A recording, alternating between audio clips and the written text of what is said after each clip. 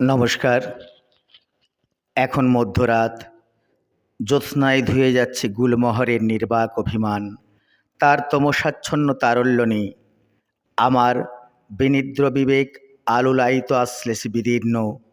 আমার জানালার ধারের টেবিলে মুখ গুজে বসে আছি।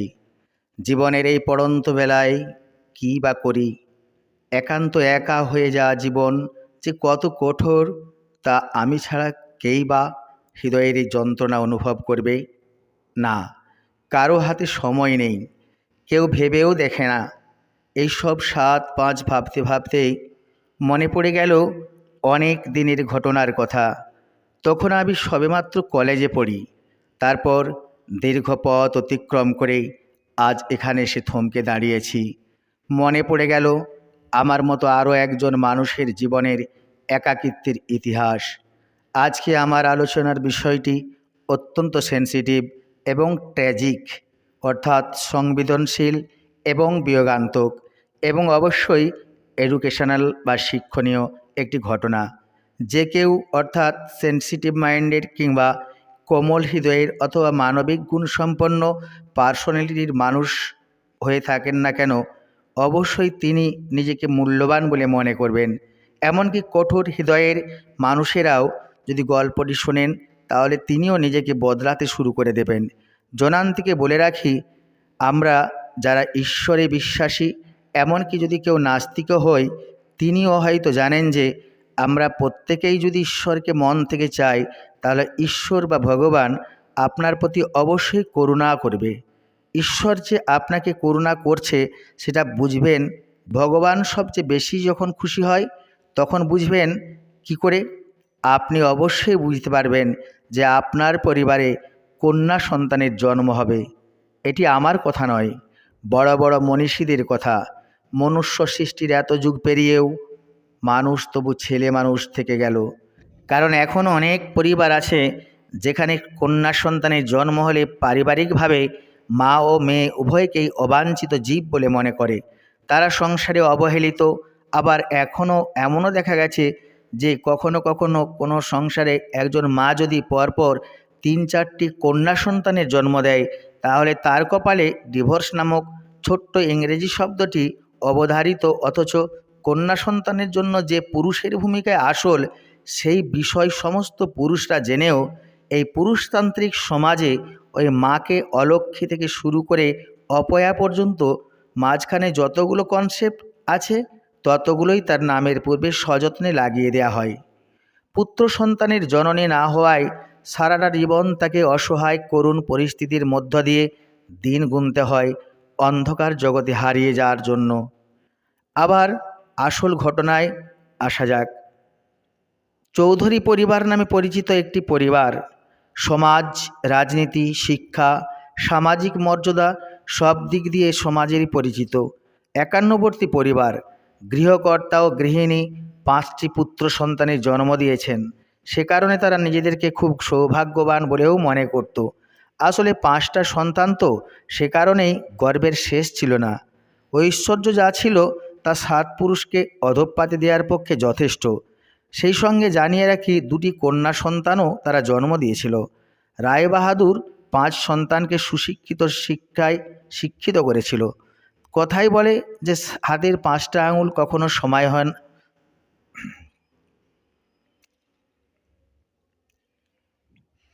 রায়বাহাদুর 5 সন্তানকে সুশিক্ষায় শিক্ষিত করেছিলেন। কথাই বলে যে হাতের 5টা আঙুল সমান নয়। সেক্ষেত্রে 4র্থ সন্তান সজল, সজল ম্যাট্রিকুলেশন পরীক্ষার পর আর আগাতে পারেননি। বাকি 4 জন ছেলের মধ্যে 2 জন সরকারি দপ্তরে কর্মরত এবং বাকি 2 জন বড় বিজনেস বা ব্যবসা বাণিজ্যে অত্যন্ত পটু। তাই 4 ভাই সংসারে খুব 2 মেয়ে এবং তার ছেলে সকলেরই মহা ধুমধাম করে বিয়ে দিয়েছিলেন। যেহেতু তার এবং পরে ক্ষুরধার নেই হয়ে গেছেন, কৃষিকাজে রায়বাহাদুর নিযুক্ত করেছিলেন। সজল বাদে প্রতিটি সন্তানের কারো 1টি বা 2টি করে পুত্র সন্তান আছে, কিন্তু সজলের স্ত্রী দুর্ভাগ্যক্রমে কোনো পুত্র সন্তানের জন্ম দিতে পারেনি। এদিকে আবার একটার পর একটা কন্যা সন্তানের জন্ম দেওয়ার পরেই কিছুদিন পর মারা যেত। এজন্য তার দুঃখের অন্ত ছিল না। ঘটনাক্রমে 4র্থবার পুনরায় কন্যা সন্তানের জন্ম দিয়ে সুশীলা সূতিকাগারে মারা গেলেন। পাড়ার মেয়েরা বলল, সুশীলার প্রাণ জুড়ালো। নিজে বিদায় নিয়ে সদ্যজাত মেয়েটিকে চিরদুঃখের গহ্বরে তলিয়ে দিল। পত্নী বিয়োগে সজলের মনে এক মুহূর্তের জন্যও শান্তি বিরাজ করেনি। হাসপাতাল থেকে নবজাতক মেয়েটিকে সজল নিয়ে এলেও স্ত্রী সুশীলার মৃতদেহ লাশ কাটা ঘরে পড়ে থাকলো। এই বিষয় নিয়ে কেউ মাথা ঘামায়নি কোনো দিন, এমনকি সুশীলার বাবার বাড়ি থেকেও না। যদিও হতদরিদ্র সুশীলার বাবা দুঃসহ জ্বালা যন্ত্রণার মধ্য দিয়ে পরলোক গমনের পথের দিকে তাকিয়ে আছেন। পূর্বেই সুশীলার মা কুষ্ঠরোগে আক্রান্ত হয়ে মারা গিয়েছেন। সুশীলার সঙ্গে সজলের বিয়ে হওয়াটা ছিল আশ্চর্যের আশ্চর্য। মনে হয় সুশীলার দরিদ্র বাবা বিয়েটাকে প্রথম মেনেই নিতে পারেনি। কারণটা ছিল সজল ও সুশীলা পরস্পর প্রণয় বাসনায় মিলিত হয়েছিল। বলা বাহুল্য, নিষিদ্ধ প্রলয় বাসনা। রায়বাহাদুর মানতে বাধ্য হয়েছিলেন সামাজিক মর্যাদার দিক দিয়ে, কিন্তু সুশীলার বাবা হতদরিদ্র হলেও আত্মমর্যাদার দিক থেকে তিনি অত্যন্ত প্রজ্ঞাবান ছিলেন। তিনি জানতেন যে এই পরিবারে মেয়ের বিয়ে দিলে মেয়ে কখনোই সুখী হতে পারবে না। কোনোভাবেই ওই সংসারে তার মেয়ের কোনো মর্যাদাবোধ থাকবে না, কোনো রকম স্নেহ ভালোবাসা কিছুই পাবে না। যদি পায় তবে সেটা কষ্ট আর যন্ত্রণা। ঘটেছিলও তাই। কিন্তু এখানে আশ্চর্য লাগে যে মাত্র 1 মাইল দূরত্বের ব্যবধানে সুশীলার বাবাকে কেউ সুশীলার মৃত্যুর খবরটা পর্যন্ত দেয়নি। এর পক্ষে আবার কেউ কেউ অনেক যুক্তি খাড়া করেছেন। তারা বলেছেন, বয়সে সুশীলার খবর যদি তার বাবার কাছে পৌঁছায় তাহলে সেই যন্ত্রণা বাবা কখনোই মেনে নিতে পারবে না। বৃদ্ধ সুশীলার বাবা খবর শুনেই হয়তো হার্ট অ্যাটাক করে মারা যাবে। যাক, যুক্তি যাই থাক, খবরটা জানানো উচিত ছিল বলে আমার মনে হয়। কারণ বেঁচে ছিল মরার মতো করে, তাই তার মৃত্যুতে কার বা কী এসে যায়। সুশীলার বিয়ের পর তার বাবা শেষবারের মতো মেয়ের বাড়িতে এসেছিল বউ ভাতে। তারপর গঙ্গা দিয়ে বয়ে গেছে অনেক জল, অনেক বছর, অনেক মাস, অনেক সপ্তাহ, অনেক দিন, অনেক ঘন্টা, অনেক মিনিট, অনেক সেকেন্ড। সেই সঙ্গে পৃথিবী সূর্যের চারদিকে অনেক অসংখ্যবার ঘুরে গেছে। তিনি যে তাদের আত্মীয় একথাটা কেউ ভুলেও ভাবেনি। চৌধুরী পরিবারের কোনো সদস্য মেয়ে কেমন আছে এইটুকু খবর ও সুশীলার বাবা কারও ওপর নির্ভর করে জানতেও পারেনি। তবুও কোনো একজন মহিলা ওই গ্রামের সঙ্গে তার সম্পর্ক থাকায় তার কাছ থেকে খবর পায় এবং সে প্রত্যহ একটাই সান্ত্বনা দেয় যে তোমার মেয়ে সুখে আছে গো, এ নিয়ে তুমি কোনো চিন্তা করো না। মাঝে মাঝে দীর্ঘ নিঃশ্বাস ফেলে সুশীলার বাবা। মেয়েকে দেখতে বড্ড ইচ্ছে করে তার। সুশীলা যেদিন শেষ নিঃশ্বাস ত্যাগ করল, ঠিক তার 4 মাস পূর্বে মেয়েকে একটিবারের জন্য চোখের দেখা দেখতে চেয়েছিল। তাই মনে বল, সংকোচ এবং সৎ সাহস নিয়ে মেয়ের বাড়িতে আসার প্রস্তুতি শুরু করল। বৃদ্ধ হয়েও পড়েছিলেন, তাই আস্তে আস্তে 1 ক্রোশ রাস্তা পেরিয়ে মেয়ের বাড়ি আসতে তার অনেকটাই সময় লেগেছিল।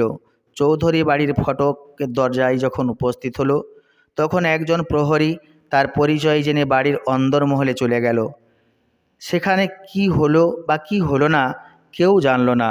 প্রহরী একটু ঝাঁঝালো গলায় বলল, সুশীলা বাড়িতে নেই, স্বামীর সঙ্গে বেড়াতে গেছে, আসতে 3 মাস অধিক সময় লাগবে। এই 3 মাসের মধ্যেই সুশীলা প্রকৃতির অক্সিজেনের ভারসাম্য রক্ষা করার জন্যেই পৃথিবী থেকে বিদায় নিয়েছিল। বৃদ্ধ পিতা নির্বাক দৃষ্টিতে তাকিয়ে থাকে চৌধুরী পরিবারের তেতালার বারান্দার দিকে। জনশূন্যহীন বারান্দা। তাই আবার একটা দীর্ঘ নিঃশ্বাস ফেলে বাড়ি ফেরার পথে রওনা হলো। চৈত্রের দুপুরে খাঁ খাঁ করছে মাঠ। জনশূন্যহীন পথ। এরকম পথের সঙ্গেই যেন সে কথা বলতে বলতে বাড়ি ফিরছে। তৃষ্ণায় কাতর জিভ আর গলা আড়ষ্ট হয়ে উঠছে, ঘন ঘন থুতু পড়ছে এবং থুতু ঘন হয়ে আসছে। তাই এই বয়সে কি 1 ক্রোশ রাস্তা পার করা সম্ভব? তবে সে যে মনে মনে ভাবল, জীবনে কত দুস্তর পথ অতিক্রম করেছি, এটা তো মাত্র 1 ক্রোশ রাস্তা। যাক, সময় চলে তার সাধারণ নিয়মে, কখনোই সংকীর্ণ গণ্ডির মধ্যে তা আবদ্ধ থাকতে পারে না। বাবা এবং মেয়ে উভয়ের স্নেহ ভালোবাসা দিয়ে প্রথম দিন থেকে সজল মেয়েকে নিয়েই দিন কাটাতো। মাতৃহারা শিশুকে যে কি কষ্ট করে মানুষ করতে হয় তা কেবল ভুক্তভোগীরাই জানেন। সজলের বাকি 4 ভাই কেউই সজলকে সাহায্য করার তো দূরের কথা, বরং তার সঙ্গে এক প্রকার সম্পর্ক ছিন্নই করে দিয়েছিল। কেউ তার খোঁজ খবর রাখে না। সজল মেয়েকে নিঃসঙ্গ আর একাকিত্বহীনভাবে দিন কাটাচ্ছে। এমন করেই সজল তার একমাত্র কন্যা শুভ্রাকে আদর্শের সঙ্গে মানুষ করছে, লেখাপড়া করাচ্ছে, দৈহিক পরিশ্রম করছে। শুভ্রা বড় হয়েছে, সে এবার মাধ্যমিক পরীক্ষা দেবে। সজলের মন আর বুক ফুলে উঠেছে। পরীক্ষা দিল, রেজাল্ট বেরোলো। এতদিন পর সবাই বলতে গেলে পুরো অঞ্চলটায় সজল নামক যে একজন মানুষ আছে তারা সকলেরই মুখে মুখে রটে গেল। যারা জানতো না কিংবা যারা জানতো অথবা যারা জানার ভান করত তারাও সজলকে আর তার মেয়েকে অনেক শুভেচ্ছা আর শ্রদ্ধা অভিনন্দন জানিয়েছিল। কারণটা হলো শুভ্রা মাধ্যমিক পরীক্ষায় এই তল্লাটে সমস্ত রেকর্ড ভেঙে রেজাল্ট করেছে, সরকারি বৃত্তিও পেয়েছে। শুভ্রা এখন এর মাঝে ইউনিভার্সিটির গণ্ডি পেরিয়ে বড় হয়ে উঠেছে। হতভাগী এরই মধ্যে চাকরিও পেয়ে গেল, তাও আবার শিক্ষিকা। জানলেও সজলের বুক আরও ফুলে উঠল। সে আনন্দে আত্মহারা হয়ে হাউ হাউ করে কেঁদে উঠল। শুভ্রার এবার বিয়ে দিতে হবে, কিন্তু শুভ্রা যে বাবাকে ছেড়ে কোথাও যেতে চাইছে না। এরকম সুখ আর স্বাচ্ছন্দ্যের ভেলায় ভেসে বেড়াচ্ছে সজল। বার্ধক্যের ছাপ পড়েছে সজলের শরীরে। সেইবার বর্ষাকালে মুষলধারে 4-5 দিন ধরে বৃষ্টি হচ্ছিল। এত বৃষ্টি গত 50 বছরেও নাকি হয়নি। নদী ও বারবার ফুলে ফুলে উঠছিল, কিন্তু নদীর বাঁধ আর সামনে রাখা যাচ্ছিল না। সকলে একত্রিতভাবে কাজ করছিল, কিন্তু সে সুরক্ষা করতে পারেনি। বাঁধ ভাঙলেই সজলদের গ্রামটা মুহূর্তের মধ্যে জলের তলায় তলিয়ে যাবে, সে বিষয়ে কোনো সন্দেহ ছিল না। তাই প্রত্যেকেই অন্যত্র চলে যাওয়ার জন্য প্রস্তুতি নিচ্ছিল। সজল ও শুভ্রাও তাদের কিছু মূল্যবান জিনিসপত্র নিয়ে বেরিয়ে পড়েছিল। হঠাৎ বাঁধ ভেঙে হু হু করে জল ঢুকতে আরম্ভ করলো। গ্রামের স্রোতের মধ্যে সজল আর শুভ্রা এবং আরও অনেকের সঙ্গে একই সঙ্গে চলছিল। জলের গতিবেগ বাড়ল, স্রোত তীব্র থেকে তীব্রতর হতে লাগলো। শুভ্রা বৃদ্ধ বাবার হাতটা শক্ত করে ধরে রেখেছিল, যাতে করে বাবা না স্রোতে ভেসে যায়। একটা সময় যখন জল বুকের উপর উঠেছে, তখন শুভ্রা তার বাবাকে বলছে, বাবা তুমি আমার হাতটা ধরো।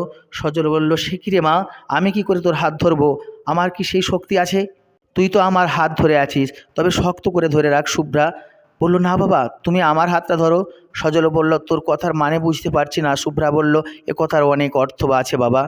এইবার জল যখন আরও গভীরতর হচ্ছে, ঠিক সেই সময়েই সজল অনেক কসরত করে স্রোতের সাথে যুদ্ধ করতে করতে মেয়েকে ডাঙায় তুলে দিল, আর নিজে উঠতে গিয়ে হঠাৎ একটা বিরাট ঢেউ সজলকে ভাসিয়ে নিয়ে চলে গেল।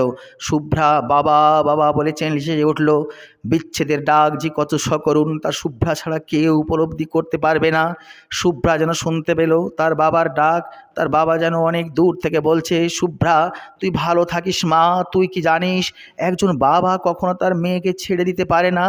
আকাশে বাতাসে বারবার যেন প্রতিধ্বনিত হচ্ছে, সব বাবাই নিজে ভেসে গেলেও কখনো মেয়েকে ভাসতে দেবে না, জলের তলায় তলিয়ে দিতে পারবে না, কখনোই না।